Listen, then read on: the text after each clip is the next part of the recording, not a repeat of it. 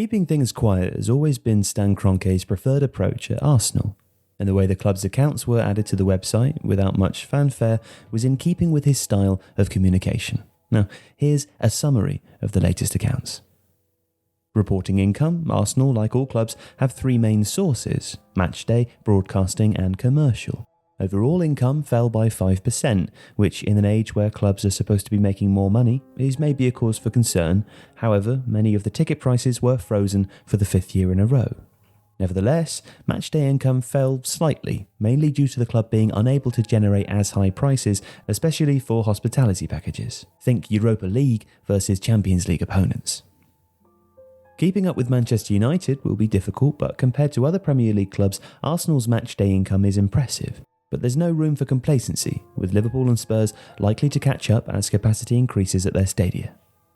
The high proportion of corporate and hospitality seats at the Emirates means that Arsenal generated £1,660 per fan last season, and Arsenal have the highest proportion of income from matchday of any Premier League club as a result.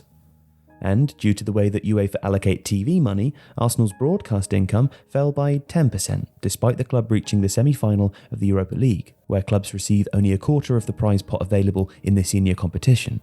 But relative to other clubs in the Europa League, Arsenal earned more in terms of UEFA prize money, mainly due to BT paying a huge sum for the broadcasting rights, a large portion of which then goes to the clubs from BT's domestic leagues in England and Scotland.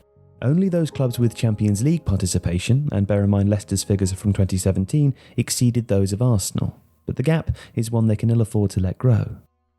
Penalty clauses from commercial partners for only qualifying for the Europa League may have been the reason why Arsenal's commercial income fell in 2018 too, albeit by a small amount. In comparison to Manchester United and Manchester City, Arsenal are generating about half as much from commercial sources, which ultimately does have an impact on their ability to compete in the player market. Like most clubs, Arsenal generate the greatest proportion of their income from broadcast revenues, but the club does generate more matchday income as a proportion of total than any Premier League team. The danger for Arsenal is that Liverpool are likely to overtake them in terms of revenue when their 2018 figures are released, and Spurs could do the same within 2 years should they ever finally move into the new stadium. The most significant costs for a club are in relation to player wages and transfer fees, and here Arsenal saw significant increases in 2018. Bringing new expensive players to the Emirates meant that the wage bill rose 20% in 2018 to £240 million, although included in this figure is a £17 million payoff for Arsene Wenger and his coaching team.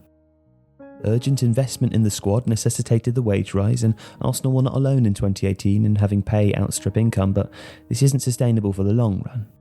The club, compared to the remainder of the Big Six, are where most would expect to see them, trailing the two Manchester teams and quite close to Chelsea.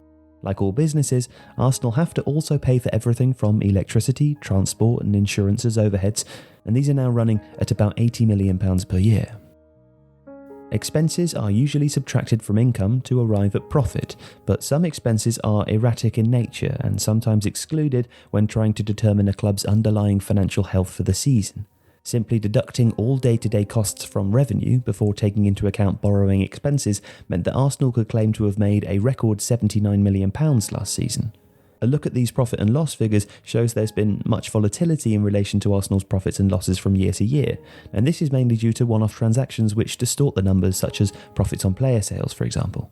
So this is why most analysts ignore finance, tax and one-off costs to create something called EBIT, earnings before interest and tax, which represents the club's underlying profit. And for Arsenal in 2018, this converted the profit of £79 million into a loss of £18 million. The main reason for this decline was the combination of lower income and higher player-related costs that have already been highlighted earlier. The EBIT figure shows that running Arsenal is a frighteningly expensive business, and therefore the club needs to generate income from additional sources. And that source is player sales. Arsenal made a record profit of £120 million last season from player sales, Oxlade-Chamberlain, Sanchez, Walcott, Giroud, etc., which helped to offset the day-to-day losses.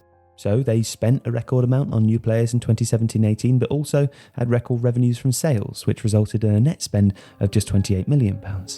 The problem for Arsenal going forwards is that they appear to have some highly paid players on contracts that are unlikely to be matched by other clubs. Getting those players off the books is a delicate negotiating task.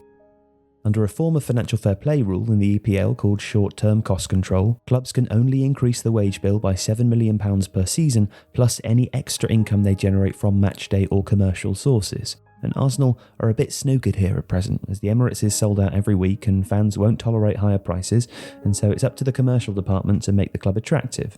But to do this, they do need to be able to offer them Champions League football. Media talk is that Emery will be limited to £45 million in the market this summer, although if that is a net spend, then it should still give them a chance to compete.